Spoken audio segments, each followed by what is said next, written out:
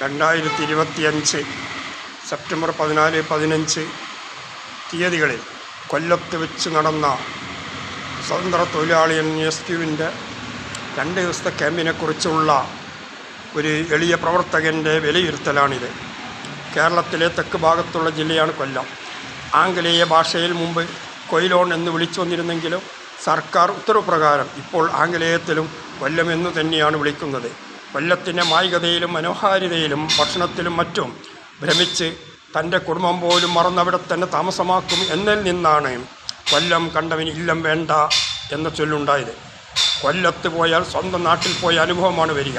ബീച്ചുകൾ, കായൽ, തടാകങ്ങൾ, ദ്വീപുകൾ, കടൽ തുറമുഖങ്ങൾ, മത്സ്യബന്ധന തുറമുഖങ്ങൾ, അണക്കെട്ടുകൾ എല്ലാം കൊണ്ടും സമ്പന്നമാണ് കൊല്ലം ജില്ല. കൊല്ലം കണ്ടവന് ഇല്ലം വേണ്ട എന്ന് പറയുന്നത് ഇതൊക്കെ കൊണ്ടാണ്. പുരാതനമായ വേണാട് നാട്ടുരാജ്യത്തിൻ്റെ തലസ്ഥാനമായിരുന്ന നൂറ്റാണ്ടിൽ പഴക്കമുള്ള കൊല്ലം നഗരം കേരളത്തിലെ ഒരു പഴയ തുറമുഖ പട്ടണമാണ് കൊല്ലം. 14-ാം നൂറ്റാണ്ടിൽ ഇബ്നു ബത്തൂത്ത കണ്ട ചൈനീസ് വ്യാപാരത്തിൽ പ്രധാന പങ്കുവഹിച്ച തുറമുഖങ്ങളിൽ ഒന്നായിരുന്നു കൊല്ലം. ഓരോ ക്യാമ്പ് കഴിയുമ്പോഴും അതിൽ നിന്നും കിട്ടുന്ന അറിവെന്ന ഊർജം മുന്നോട്ടുള്ള ട്രേഡ് യൂണിയൻ പ്രവർത്തനത്തിന് ആവേശം പകരുമെന്നതിൽ സംശയമില്ല.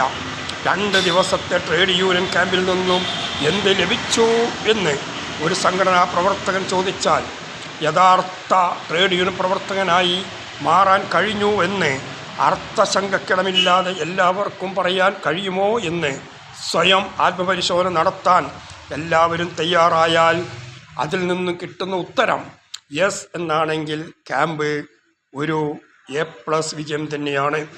ട്രേഡ് യൂണിയൻ സ്കൂളിൽ പ്രസംഗ പരീക്ഷയെ കളരി കൂടി വെച്ചാൽ നല്ലതാണെന്ന എളിയ അഭിപ്രായം കൂടി പങ്കുവെക്കുന്നു.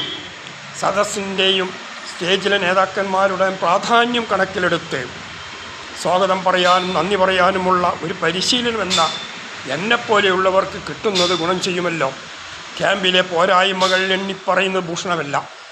ഇല്ലായ്മയിൽ നിന്നാണ് എസ്.ക്യു വാനോളം വളർന്നത്. കൊല്ലം ജില്ലാ എസ്.ക്യു കമ്മിറ്റിയെ മുക്തകണ്ഠം അഭിനന്ദിക്കുന്നു.